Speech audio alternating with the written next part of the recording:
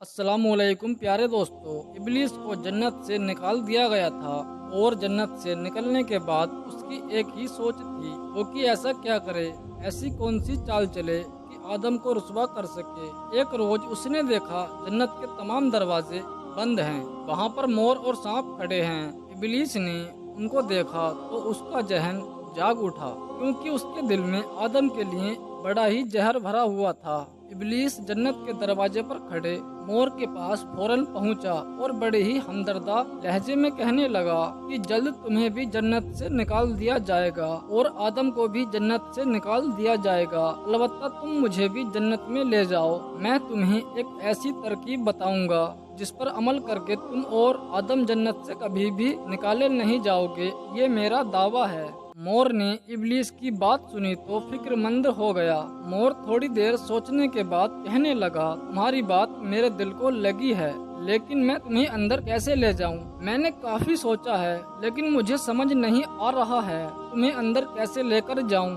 वो भी जन्नत के मुहाफिजों से आंख बचाकर। इब्लीस ने फौरन जवाब दिया, क्या तुम नहीं जानते मैं मंत्र पढ़कर अपने आप को एक छोटी मोती में तब्दील कर सकता हूँ। तुम मुझे अपने मुंह में दबाकर अंदर ले जाना। तो फौरन इब्लीस ने मंत्र पढ़ा और अपने आप को मोती में बदल दिया। तो मोर ने उसे अपने मुंह में रखकर अंदर ले गया। इब्लीस मलाउन जन्नत में दाखिल हो गया। मोर इब्लीस को अपने मुंह में लिए हुए सीधा हजरत हब्बा के सामने पहुंचा और वहां पर पहुंच के इब्लीस ने कुछ जादू किया और अपनी शक्ल में आ गया। फिर वहां पर उसने अपने मंत्र से अम्मा हब्बा को पिघलाने की कोशिश शुरू कर दी और कहने लगा, तुमने इस दरख्त का फल ना खाया तो तुम्हें जन्नत से निकाल दिया जाएगा। अम्मा हब्बा बोली, ये दरख्त तो ममनून है, इस दरख्त का फल खाने से मना फरमाया गया है। इब्लीस फिर दोबारा बोला, अगर इस दरख्त के फल को ना खाया गया तो तुम्हें और आदम को जन्नत से निकाल दिया जाएगा। इब्लीस मलाउन आखिर अपने मकसद में कामयाब हो ही गया। अम्मा हब्बा ने इसकी बातों में आकर उस दरख्त के फल को खा लिया। फिर आदम अलैहिस्सलाम के पास पहुंची और कहने लगी, मैंने इस दरख्त का फल खा लिया है, तुम भी खा लो ताकि हम हमेशा जन्नत में रह सकें। हजरत आदम अलैहिस्सलाम ने कहा, हाय अफसोस, तुमने ये क्या कर दिया। फिर इब्लीस की मक्कारी में आने वाली अम्मा हब्बा ने हजरत आदम अलैहिस्सलाम को मजबूर कर दिया कि वो भी इस दरख्त का फल खाए। यूं इन दोनों को जन्नत से निकाल दिया गया। मोर जो कि इब्लीस मलाउन को लेकर जन्नत में दाखिल हुआ, वो ये सब देख रहा था। यूं मोर और उसका साथ देने वाला सांप को भी जन्नत में बेदखल कर दिया गया। यूं आदम अलैहिस्सलाम और अम्मा हब्बा, मोर और सांप आसमान की जन्नत से बेदखल कर दिए गए। दोस्तों, अब सवाल ये है कि जमीन पर आदम हब्बा के आने से पहले क्या था? कौन सी मखलूक थी? जन्नत किसके लिए बनाई गई थी? और जमीन और आसमान की तख्लीकें कैसी की गई थी? हम आपको तफसील से हर मालूमात देंगे। इससे पहले दोस्तों, आप इस वीडियो को एक लाइक कर दीजिएगा और आपने चैनल को अभी तक सब्सक्राइब नहीं किया हुआ है तो जल्दी से इस चैनल को सब्सक्राइब करें और बगल में बने बेल आइकन को भी प्रेस कर दें, ताकि हमारी मुस्तकबिल में अपडेट होने वाली वीडियो की नोटिफिकेशन आपको तुरंत मिल सके। तो दोस्तों, हम आपको बताते हैं जो फल जन्नत में खाने के लिए मना किया गया था, उसके बारे में कहा जाता है कि यह गंदुम था। फिर इसी गंदुम को इंसान की खुराक बना दिया गया है। अब इस गंदुम की इंसान को तलब रहती है। और जहाँ तक बात है मोर की, तो मोर अब भी दिल का फरेब परिंदा है। जो भी इसकी चमक धमक को देखता है वो सब कुछ भूल जाता है। जैसा कि अम्मा हब्बा को इब्लीस ने मोर के साथ मिलकर बुलाया था।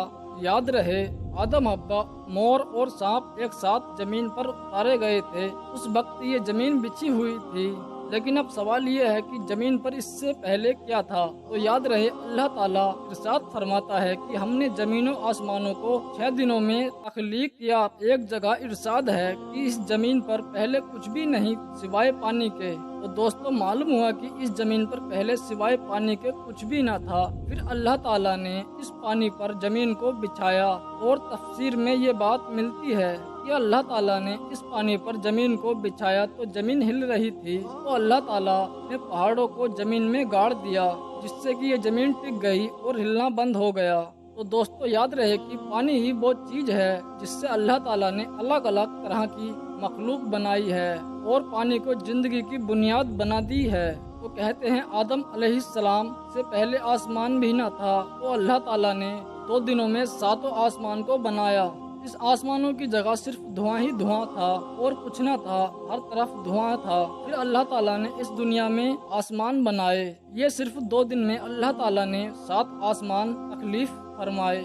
جب اللہ تعالیٰ نے آسمان دنیا تیار کیا تو اللہ تعالیٰ فرماتا ہے ہم نے اسے ستاروں کی مانند چراغ روشن کر دیا ہے، یعنی آسمان میں اللہ تعالیٰ نے ستارے پیدا فرمائے جو رات کو چمکتے ہیں۔ یاد رہے اللہ تعالیٰ نے 4 دنوں میں زمین اور اس کا سارا نظام بنایا ہے۔ یہ پہاڑ، یہ جنگل، یہ دریا، یہ سمندر، صحرا اور یہ میدان، یہ سب اللہ تعالیٰ نے اپنے حکم سے صرف 4 دنوں میں پیدا کیا ہے۔ پھر اللہ تعالیٰ نے آسمانوں میں بارش برسائی اور اپنے حکم سے زمین پر طرح طرح کے پودے، درخت، سبزہ اگا دیے ہیں۔ تو دوستوں معلوم ہوا جب آدم نہ تھے تب بھی ایک کائنات تھی۔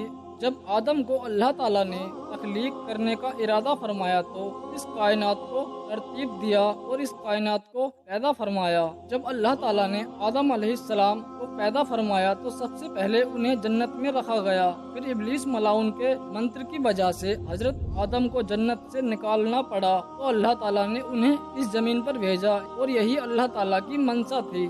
آپ کو ہم یہ بھی بتاتے چلیں جب یمن سے کچھ لوگ صلی اللہ تعالیٰ علیہ وسلم کی خدمت میں دین سیکھنے کے لیے حاضر ہوئے، انہوں نے یہ سوال کیا کہ کائنات پیدا کیسے ہوئی؟ تو آپ صلی اللہ تعالیٰ علیہ وسلم نے فرمایا جب یہ کائنات نہ تھی تو اللہ تعالیٰ کی ذات موجود تھی، اللہ کا عرش پانی پر موجود تھا۔ اس کے بعد اللہ تعالیٰ نے آسمانوں اور زمینوں کو پیدا فرمایا اور لوح محفوظ میں ہر چیز کو لکھ دیا۔ دوستو یاد رہے اللہ کی ذات موجود تھی، موجود ہے اور موجود رہے گی۔ تمام جہانوں کو پیدا کرنے والی ذات اللہ کی ہے۔ یہ زمین آسمان کو پیدا کرنے والی ذات اللہ کی ہے۔